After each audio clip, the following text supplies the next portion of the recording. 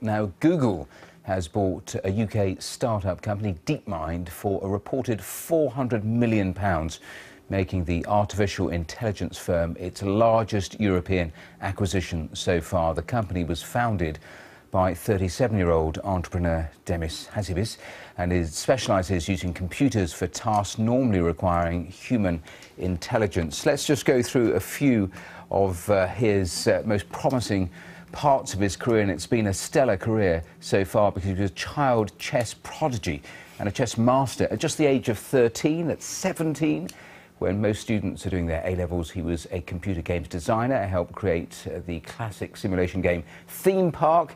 His academic achievements, well, they're equally impressive. He graduated with a double first-class honours degree in computer science from Cambridge. He also got a PhD in cognitive neuroscience from University College London. And in 2015, he founded DeepMind, the company that's just been sold to Google. Impressive, I told you. Let's speak to the leading ICT analyst, Richard Holway, chairman of Tech Market View. And what an extraordinary CV, first of all. Well, I know, it's absolutely incredible, isn't it? And but I think it does actually demonstrate the kind of a company and the kind of people that we are now creating in this country that can actually produce this kind of product, this kind of company, and can sell it for that kind of amount. You know these things better than me, but just take me through. This is all about artificial intelligence. Yes. What is that, first of all? Well, I suppose in a small way, if you've ever used Amazon and you go onto it and it says for somebody who has bought this kind of product in the past, you might be interested in this kind of thing in the future. Or if you go onto Facebook and you're bombarded with ads for things that are specialised for you, that is a very small part of it. What we believe will happen over the next number of years is that this great data trail that you are leaving from your mobile phone, from everything that you do, every payment you make, every tune that you download from iTunes and whatever, will be building up a huge record of everything that you do, and artificial intelligence will be able to mine that and maybe even predict better than you what you'd like to buy next. Yes, I read that it can actually know even before you start typing the areas that you will start typing. I unfortunately think from a science fiction point of view that might be true in the future. I think that they might even know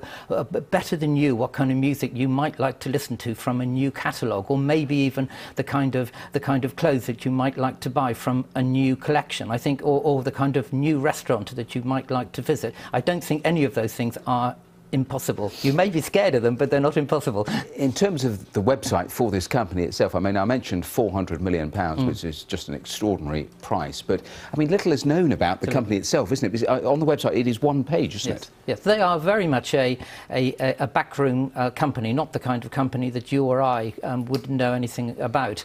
And clearly what Google are doing is to buy up both a team and this fantastic expertise that they have. And what obviously they intend to do is to put this into their products in the future, and that will, one, enable their searches to be more intelligent, and then for them to be able to sell their adverts. Tell me more about the actual practical uses that you think are likely now that Google have acquired it. Well, I think it's going to take some time for Google to incorporate this into their products and give Google their due. I think that they have made a number of plays, everything from Google Glasses through to the driverless car and whatever, that aren't actually economic successes at the moment, but are very much plays for the future. And of course Google is so rich that they can afford to do this.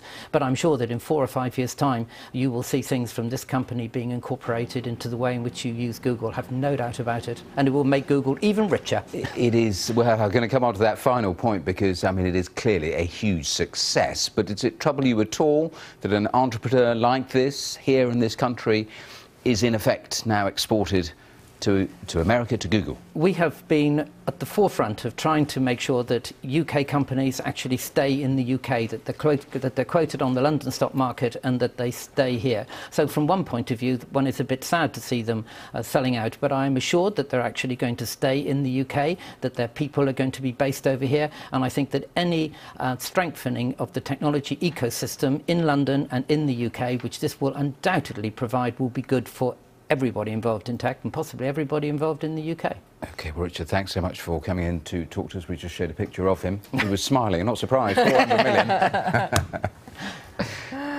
million.